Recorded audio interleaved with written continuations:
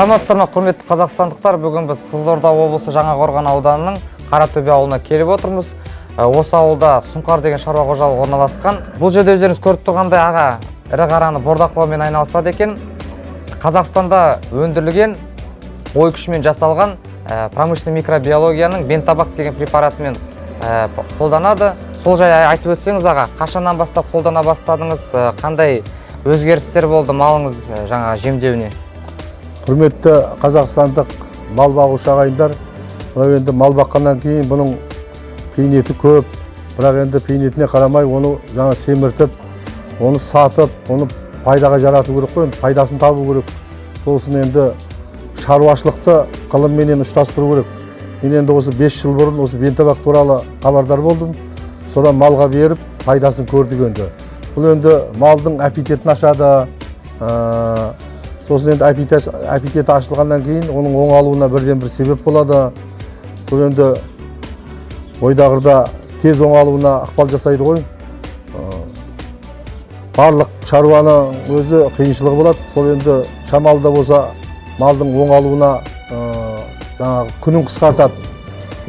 6 ай, 7 ай тұрса ірі қара жіда жақсы оңалады ғой енді.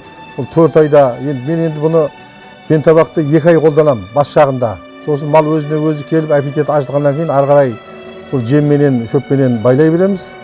Жалпы 5 жылдың көлемінде пайдасын жақсы көріп жатырық десек, өтірік айтқандық емес енді. Жалпы шаруашылықта шығын көп болғанмен соны қысқартады ғой.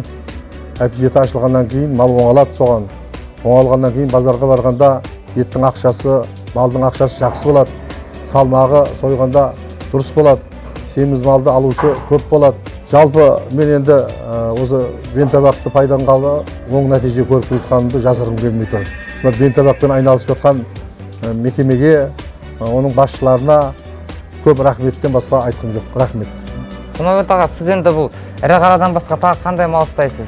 Мен енді 4 түліктің бәрін ұстаймын. Қойды да ұстаймын, сиырды да ұстаймыз, жылқыны, түйені ұстаймыз. Бірақ енді қойды сол жаздың күні алып, жаздай бағып, күздің күні қайтып сатып береміз.